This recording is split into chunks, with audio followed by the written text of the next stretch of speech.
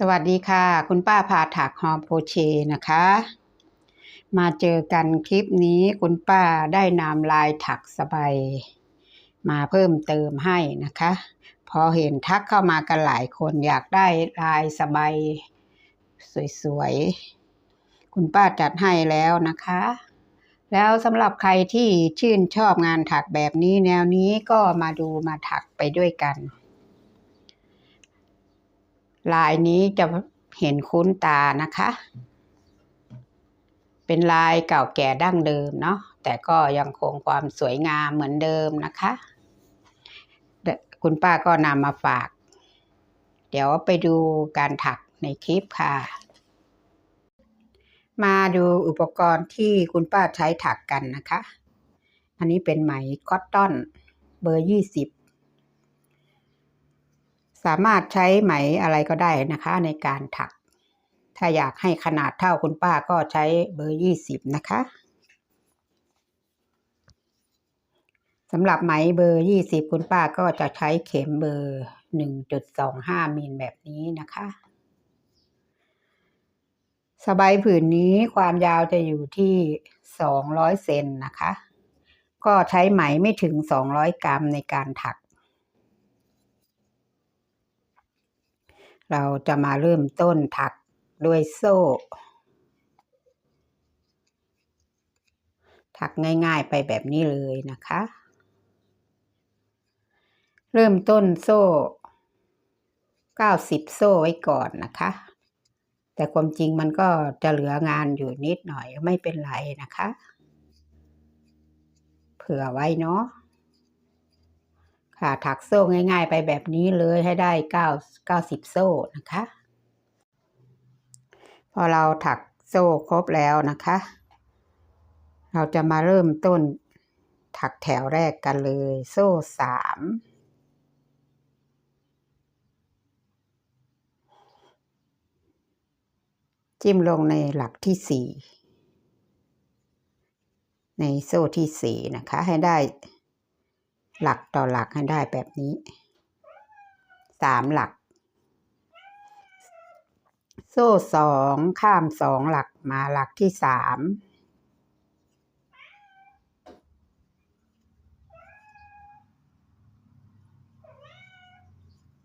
ก็ผ่าน1ครั้งให้ได้3หลักแบบนี้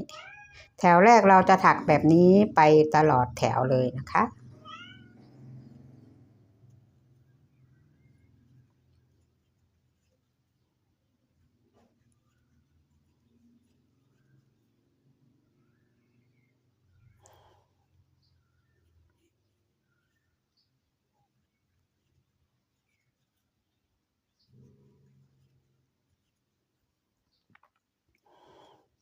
ถักง่ายๆแบบนี้เลยเนาะค่ะจะได้งานแบบนี้ถักให้ได้17ลายตัวที่มี3หลักนี่นะคะจะมีอยู่17ลายเนาะค่ะพอครบ17ลายแล้วเดี๋ยวเราจะมาถักแถวที่2กันต่อเราถักมาครบ17ลายแล้วนะคะมาดูแถวที่2กันต่อเราจะเริ่มต้นโซ่5พลิกงานกลับเราจะถักลงไปในช่องโซ่2เลยนะคะให้ได้3หลักโซ่2ก็เหมือนเดิมถักลงในช่อง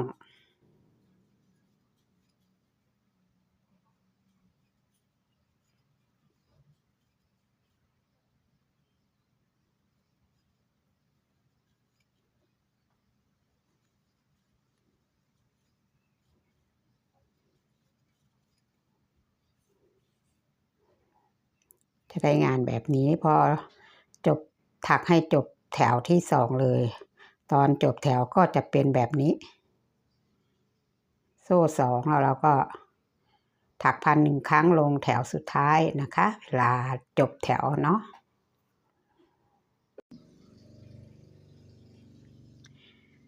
ตอนจบแถวก็โซ่1แล้วก็พัน1ครั้งแบบนี้นะคะ แถวที่3เราก็โซ่3พลิกงานกลับก็เหมือนกับแถวที่1เนาะถักลงในช่องแบบนี้นะคะโซ่2เว้นหลักนี้เว้นลายนี้ไปก็ลงในช่องแถวที่1 2 3ยังไม่มีอะไรนะคะก็จะเป็นการเริ่มฐานก่อนก็จะเป็นการถักแบบนี้ไปตลอดแถวเลย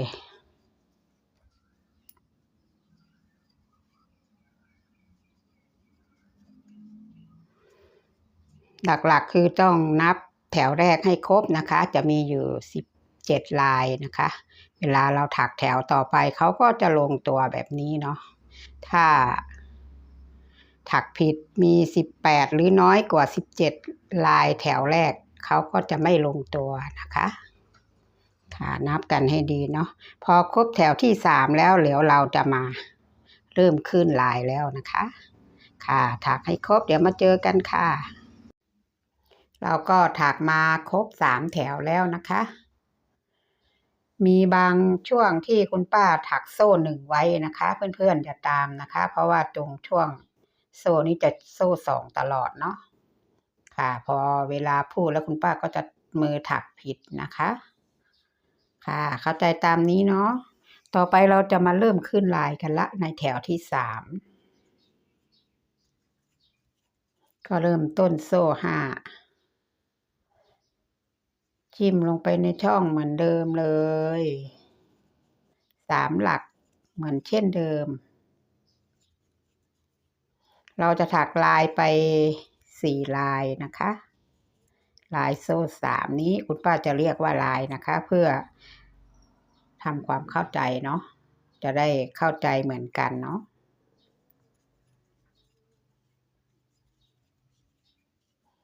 เดี๋ยวคุณป้าจะถักไปไวหน่อยนะคะมีคนบ่นมาเหมือนกันนะคะว่าคุณป้าถักไวก็ดูตรงที่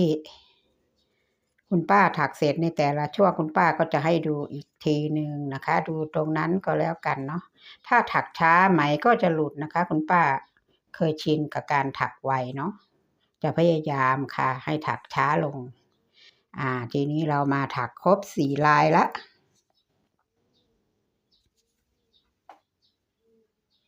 ทีนี้เราจะเริ่มขึ้นเลยนะคะขึ้นลายโซ่8โซ่8มาลงตรงนี้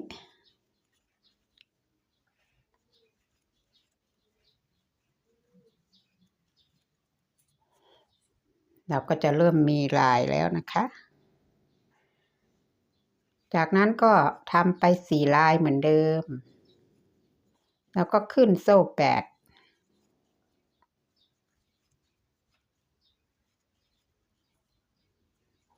คุณป้าจะทำให้ดู2ช่วงลาย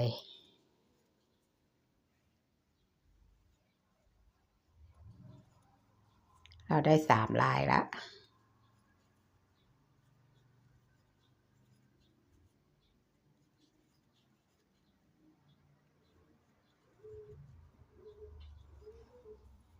อย่างนี้นะคะขึ้นลายเลยเราได้4ละ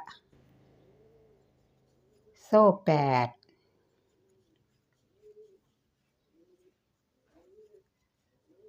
เราจะได้2ช่วงลายแล้วนะ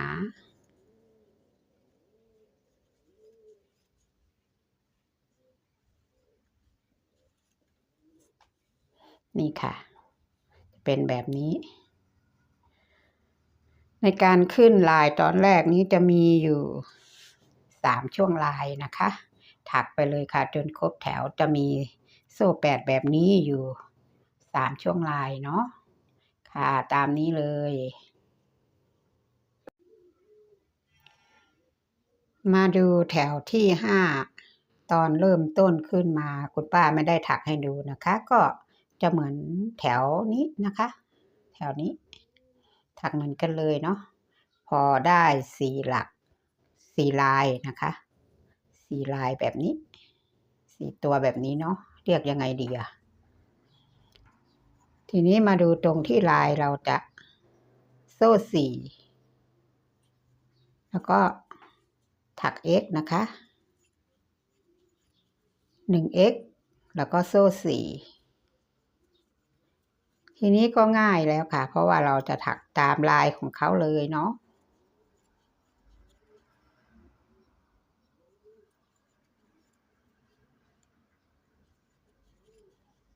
ถักตามนี้เลยค่ะ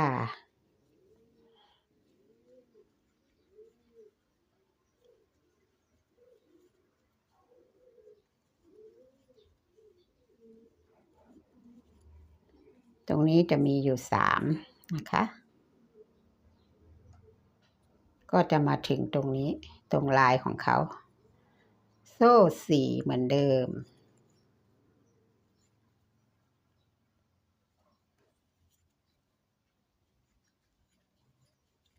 นี่เลยค่ะถักไปแบบนี้เลยเนาะทุกช่วงลายเลยนะคะเขาก็จะลงตัวแบบนี้เลยถ้าเราถักผิดก็จะไปไม่ได้เลยนะคะนี่ค่ะตรงนี้ก็จะมีอยู่3อธิบายแบบนี้นะคะนี่1 2 3ตัวนี้จะมีอยู่4ก็เฉพาะตัวข้างๆ2ข้างนะคะถ้าถักผิดนี่จะดูลายไม่ออกเลยนะคะค่ะถักให้ครบแถวเดี๋ยวเรามาเจอกันในแถวต่อไปค่ะต่อไปเป็นแถวที่6ขึ้นต้นก็เหมือนเดิมนะคะมาดูตรงแถวที่เราถักผ่านมาเดี๋ยวทำทุกแถวก็จะเสียเวลาเนาะเดี๋ยวเราเอาเวลาไปไว้ตรงที่ลายที่เรายังไม่ได้ทำเนาะตรงนี้ก็จะมีอยู่3ลายเขาก็จะไปตามลายของเขาอะนะคะพอมาถึงตรงนี้จะโซ่5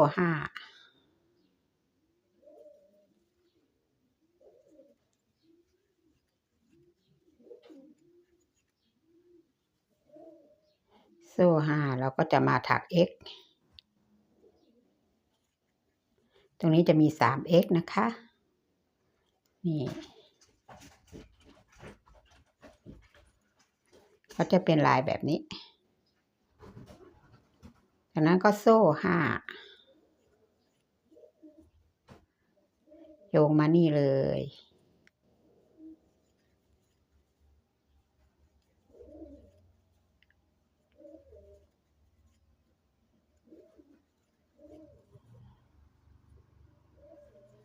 ให้เข้าใจตรงกันนะคะตรงช่วงนี้ก็จะเป็นโซ่2นะคะช่วงลายแบบนี้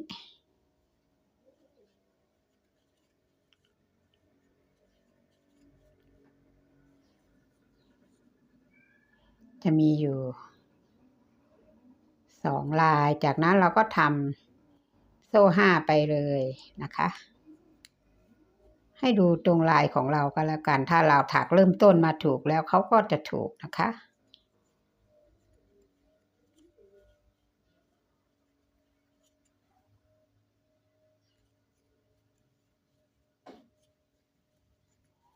นี่ก็จะมีอยู่3หลักเหมือนเดิมถักเหมือนตรงนี้เลยถักเหมือนกันเลยจากนั้นก็โซ่5ไปก็ถักเหมือนตรงนี้นะคะค่ะถักตามนี้เลยค่ะต่อไปเราถักมาถึงแถวที่7แล้วนะคะ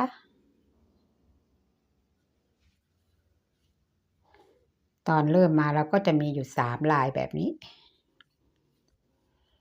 มาดูตรงช่วงลายทางนี้นะคะตรงนี้เราจะโซ่8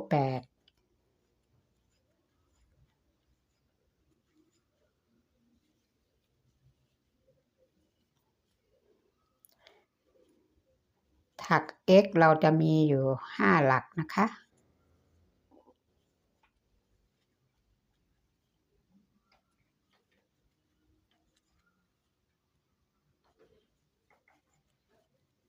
จะมีอยู่5หลักแบบนี้โซ่8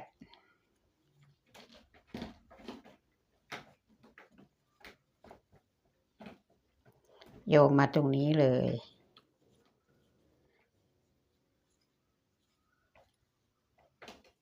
จะมีอยู่1ลายนะคะตรงนี้ จะได้แบบนี้จากนั้นเราก็โซ่8ก็ถักไปตามลายเลยนะคะค่ะเดี๋ยวครบแถวก็มาเจอกันในแถวต่อไปมาดูแถวที่8กันนะคะดูตรงที่เราถักมาในแถวที่7ถ้าได้ครบ3ช่วงลายก็จะได้งานแบบนี้นะคะมาดูต่อเลยค่ะ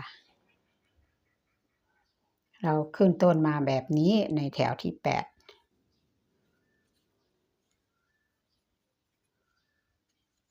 โซ่2เราจะถักในนี้นะคะ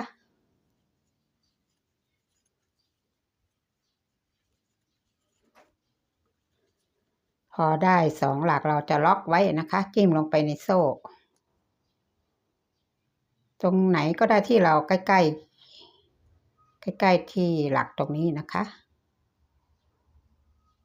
ให้ดูง่ายนะคะเนี่ยเห็นไหมว่ามันจิ้มยากเนาะแบบนี้เลยค่ะเราจะล็อกไว้ล็อกแบบนี้เลยค่ะจากนั้นโซ่6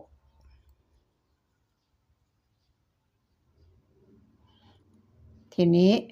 ปกติเราจะจิ้มตรงนี้เนาะทีนี้เราจะถัก x ข้าม 1x นะคะข้าม1หลักตรงนี้มาหลักที่2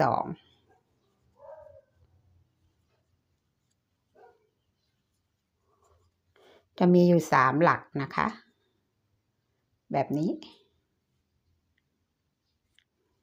จากนั้นโซ่6เหมือนเช่นเดิมนะคะเราจะล็อกไว้ตรงโซ่ที่2นี้อันนี้จะมองเห็นง่ายหน่อยเนาะจากนั้นจิ้มลงไปในนี้เลยจะได้แบบนี้นะคะโซ่2มาตรงนี้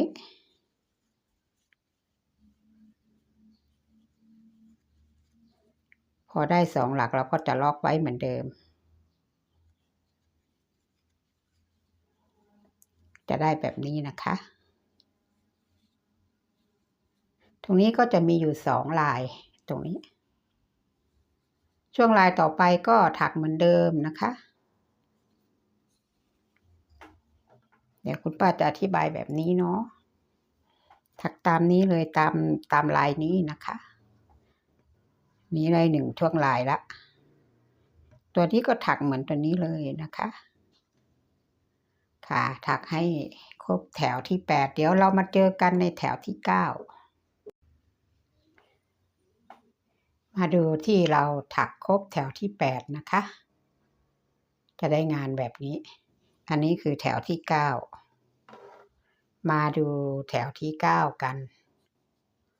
เริ่มต้นจะมีอยู่4ลายนะคะเห็นไหมเขาก็จะเยื้องเข้าแบบนี้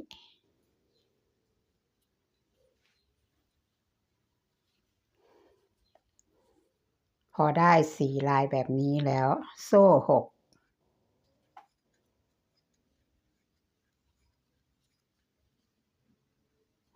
ตรงนี้จะมี 1x แบบนี้นะคะโซ่6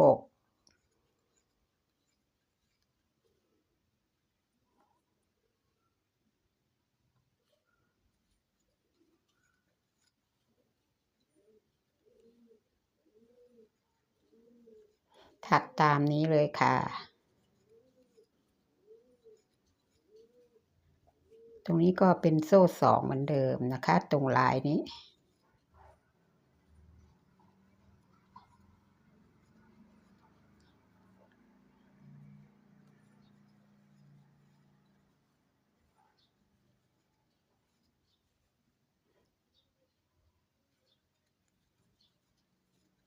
เราก็ได้1ช่วงลายแล้วนะคะเดี๋ยวให้ดูแบบนี้นะคะ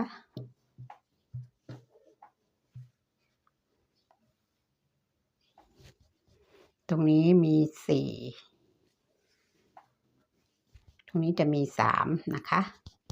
ถักตามนี้เลยค่ะแถวที่9เนาะถักให้ครบแถวค่ะแถวที่9นะคะพอเราถักครบแถวก็จะได้งานแบบนี้ เดี๋ยวแถวที่10เราก็จะปิดงานช่วงลายแรกแล้วนะคะแล้วก็จะมีการแทรกลายขึ้นในช่วงลายที่2อันนี้เราได้ช่วงลายแรกนะคะค่ะเดี๋ยวเรามาทวนกันก่อนนะคะทวนโซ่เนาะตั้งแต่เริ่มลายตอนแรกเลยนะคะในแถวที่เป็นแถวที่4นะคะตรงนี้โซ่8แล้วก็ขึ้นมาจะเป็นโซ่4ตรงนี้จะเป็นโซ่5ตรงนี้จะเป็นโซ่8ตรงนี้โซ่6อันนี้โซ่6นะคะถักตามนี้เลยนะคะเพราะว่าคุณป้าไม่มีแพทให้ดูนะคะให้ย้อนมาดูคลิปกันแล้วกันเนาะเพราะว่าถ้าลงแพทไปมือใหม่เขาก็อ่านแพทไม่เป็นอยู่ดีเนาะคุณป้าก็เลยส่วนมากก็ในช่องของคุณป้าจะมีมือใหม่หัดถักกันหลายคนนะคะก็เลยอธิบายแบบนี้นะคะค่ะต่อมาก็จะเป็นแถวที่10มาดูนะคะว่าเราจะจบลายยังไงจบลายแรกยังไงแล้วก็เพิ่มลายยังไง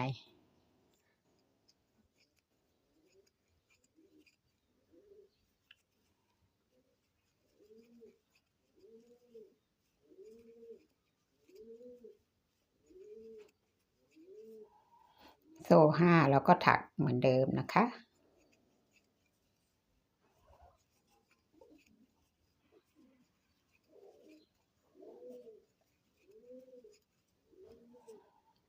พอได้2ลายแบบนี้เราจะเพิ่มลายขึ้นตรงนี้นะคะโซ่8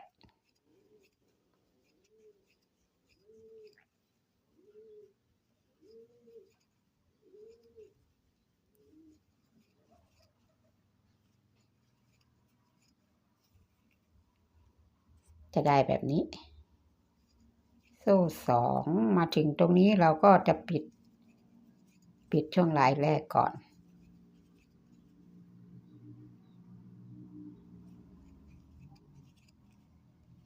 โซ่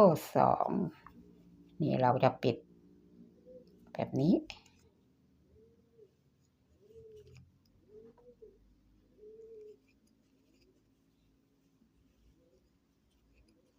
ถักตามนี้เลยค่ะเห็นไหมคะเราปิดลายแรกแล้วโซ่2มาถึงตรงนี้เราก็จะเพิ่มอีก1ลายนะคะ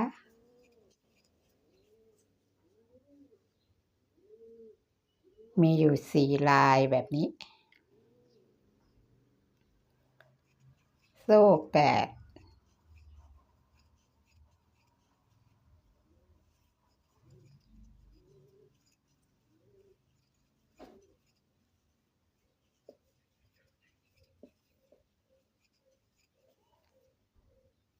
ตรงนี้ก็ปิดลายเหมือนเดิมนะคะพอมาถึงตรงช่วงลายเราก็จะปิดงานแบบนี้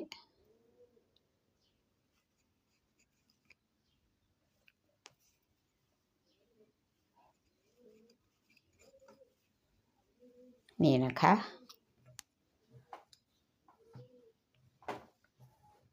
จะได้แบบนี้เราจะมีลายเพิ่มขึ้นมาอย่างนี้นะคะตรงนี้แล้วก็ตรงนี้ก็จะถักเหมือนตรงนี้เลยตรงที่เราเริ่มต้นก็จะมีอยู่4ลาย4ช่วงลายนะคะถ้าลายแบบนี้เราเรียก4ช่วงลายถ้าลายเล็กๆแบบนี้ก็เรียกลายนะคะเข้าใจตรงกันเนาะนี่ค่ะถักตามนี้เลยค่ะค่ะถักมาถึงแถวที่10จะได้งานแบบนี้นะคะการเพิ่มลายก็จะมีในแถวนี้นะคะนี่จะมีอยู่4ช่วงลายแบบนี้นะคะพอถักมาถึงตรงนี้ก็คงจะต้องไปเจอกันในคลิปที่2นะคะเพราะว่าใช้เวลามาเยอะเหมือนกันเนาะลายนี้ดูเหมือนง่ายนะคะแต่ก็จะมันประมาณไหนอะความละเอียดนิดหน่อยเนาะนี่ใน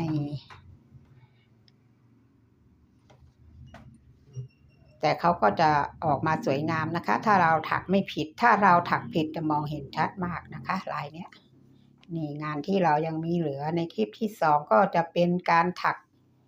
ช่วงต่อเนื่องกันถักยังไงนะคะแล้วก็ลายริมเดี๋ยวไปเจอกันในคลิปที่2นะคะ